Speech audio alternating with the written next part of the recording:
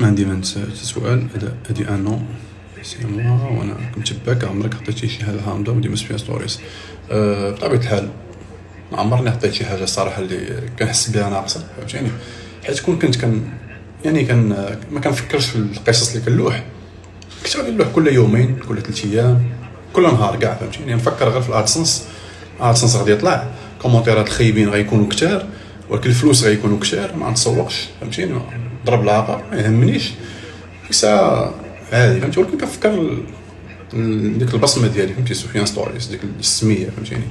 يعني ديك القناه، فهمتيني؟ الناس اللي عندها واحد التاريخ، فهمتي؟ عندها واحد ليستوار حتى زاد، كيفاش الناس كانوا كيبغيوني كدا، كيفاش درت قصاص، كيفاش المهم ديك السميه كنبغيش تشوشها، فهمتيني؟ داكشي علاش كنحاول بعض المرات كنتعطل بزاف، حيت ما كنبغيش نلوح تخربيق، فهمتي؟ حتى كنطيح لي شي فكره في دماغي وكنبارطاجيها